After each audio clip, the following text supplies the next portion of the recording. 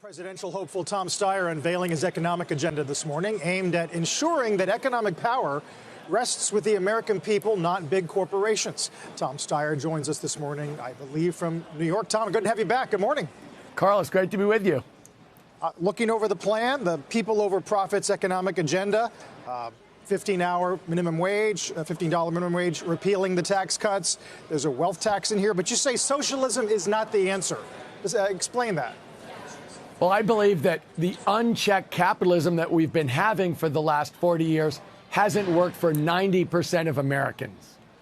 But what we know is we also have to harness the innovation and competitiveness of the private sector that has driven the dynamism of the American economy for hundreds of years.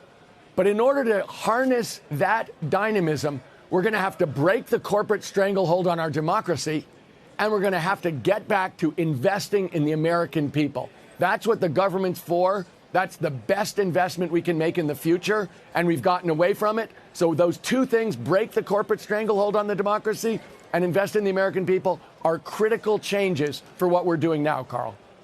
Wealth tax, Tom, people are going to say 1%, even over 32 million, is redistribution, classic socialism.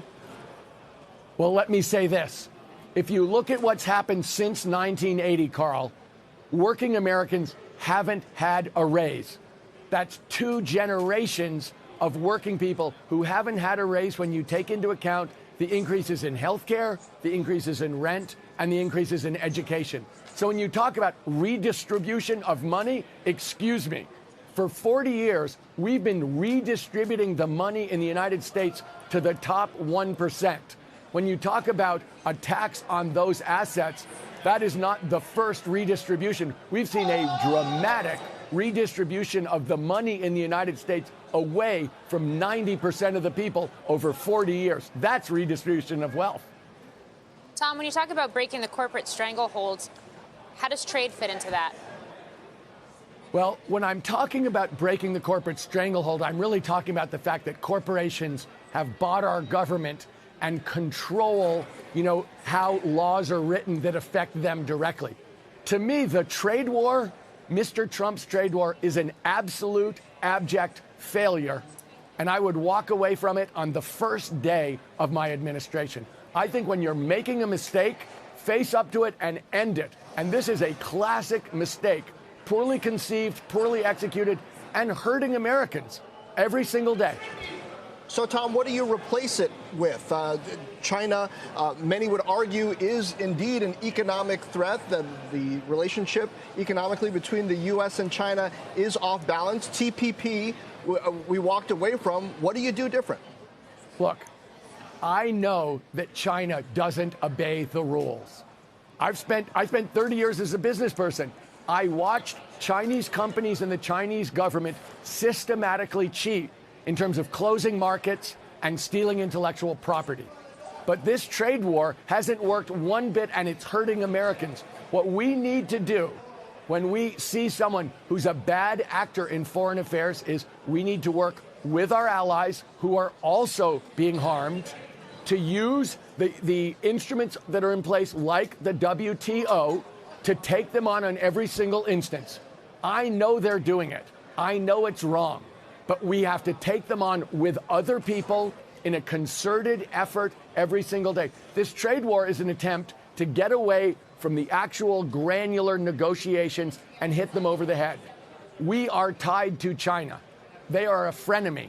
We're not rooting for China to fail. We're insisting that they obey the laws so that they can succeed legally and we can prosper in the way we deserve to, also legally. It's a completely different approach that involves not bilateral but multilateral approach, and that takes into account both working people and the environment. Absolutely different from what Mr. Trump is doing. Tom, when we first had you on in the early days, you were pushing for impeachment. Now you got an inquiry. We'll see what Pelosi does next. But I assume you've seen these reports that Mulvaney believes that the whole thing is going to result in a landslide for Trump. He's looking at 45 states. Why is that not true? Goodness gracious. Let's start with a very simple point. This is the most corrupt president in American history. I started the need to impeach movement 2 years ago because I feel that it's important in the United States to do what's right. I believe Mick Mulvaney is not exactly an impartial witness here. I think what I'm asking for is for the American people, including the 8 million people who signed my petition, to be allowed to see the evidence of this president's corruption and cover-ups. Because I believe when we see him, all of our research says that Americans, Trump supporters and Trump opposers, when they see the evidence, they say three things every time. They say, I didn't know it. He's a liar and a cheat. If I did that, I'd be in jail. And I believe in the wisdom of the American people. That's why it's need to impeach is a petition drive. This president needs to be held to account, and the people to do it are the American people. We'll make the decision. If that's all true, why won't the House hold a formal impeachment vote? Should they? I've been pushing for a formal impeachment vote for 2 years. I believe that's absolutely appropriate to have televised impeachment hearings.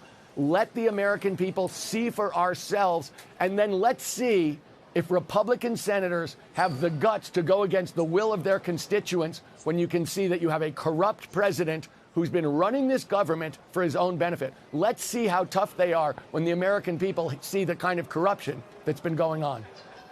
Finally, Tom, viewers still want to know, why didn't Tom just spend his resources on funding a massive turnout operation, work on the Senate? Have you felt any differently than you did on day one?